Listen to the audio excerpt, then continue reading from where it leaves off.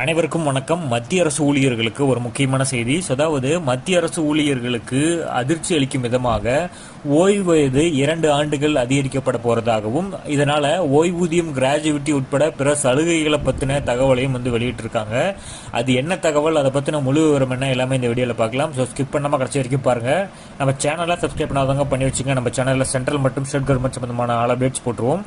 அது மட்டும் இல்லாமல் பென்ஷன் சம்மந்தப்பட்ட முக்கியமான அப்டேட்ஸும் இருக்கும். ஸோ மறக்காமல் நம்ம சேனலில் சப்ஸ்கிரைப் பண்ணிடுங்க. வாங்க வீடியோக்குள்ள போகலாம். ஃபர்ஸ்ட் ஆஃப் ஆல் பார்த்தீங்கன்னா, அரசு ஊழியர்களின் ஓய்வு வயது அதிகரிப்பதோடு ஓய்வூதிய தொகையும் அதிகரிக்கப்படுகிறது. ஸோ கல்வி மற்றும் சுகாதாரத்துறைகளில் இந்த விதிமுறை நடைமுறைப்படுத்தப்படும். மேலும் ஊழியர்களுக்கு கூடுதல் சலுகைகள் வழங்கப்படும் அப்படிங்கிறத சொல்லியிருக்காங்க. அரசு ஊழியர்களின் ஓய்வூதிய விதிகளில் குறிப்பிடத்தக்க மாற்றம் கொண்டு வரப்பட்டுள்ளது. இந்த மாற்றத்தின் மூலம் ஊழியர்களின் ஓய்வு காலம் அதிகரிப்பது மட்டுமின்றி ஓய்வூதியத்திலும் சிறந்த பலன்கள் கிடைக்கும். 2 ஆண்டுகள் ஓய்வு நீட்டிக்கப்பட்டால் பிற வாய்ப்புகளுக்கும் சலுகைகள் கிடைக்கும். ஸோ அதாவது இந்த விதி விரைவில் நடைமுறைப்படுத்தப்படும் என தெரிகிறது. இந்த ஓய்வூதிய விதிமுறை மாற்றம் குறிப்பாக கல்வி மற்றும் சுகாதாரத்துறைகளுக்கு மட்டுமே பொருந்தும் என்பதை நினைவில் கொள்ள வேண்டும். இந்த திடீர் மாற்றத்தால ஊழியர்கள் சவால்களை சந்திக்க நேரிடுமா அப்படிங்கிற ஒரு கேள்வி எல்லாத்துக்குமே எழும். அதுல கூடுதலாக 2 ஆண்டுகள் பணிபுரிவதன் மிகப்பெரிய நன்மை கிராஜுவிட்டியில் கிடைக்கும். கிராஜுவிட்டியில் கடைசி சம்பளத்தை அடிப்படையாக கொண்டு கணக்கிடப்படுவதால் 2 ஆண்டுகள் கூடுதலாக பணிபுரிந்தால் கிராஜுவிட்டியின் சிறப்பு சலுகைகள் கிடைக்கும். ஓய்வூதியத்திலும் சலுகைகள் கிடைக்கும்.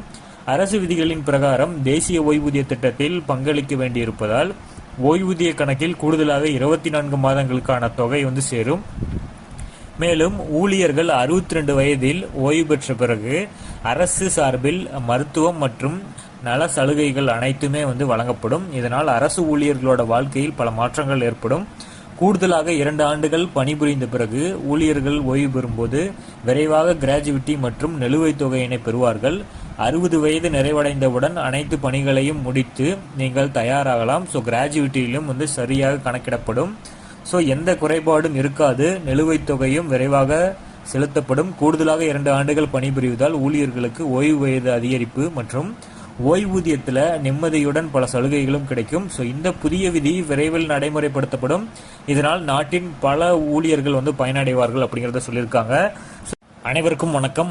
இந்த ஓய்வு பெறும் வயதை இன்க்ரீஸ் பண்ணதில் ஏதாவது புது அப்டேட்ஸ் வந்ததுன்னா நம்ம சேனலில் உடனடியாக அப்டேட் பண்ணுவோம். ஸோ மறக்காம நம்ம சேனலில் சப்ஸ்கிரைப் பண்ணி வச்சுக்கோங்க. நம்ம சேனலில் சென்ட்ரல் மற்றும் ஸ்டேட் கவர்மெண்ட் சம்பந்தமான உடனடியான அப்டேட்ஸ் இருக்கும்.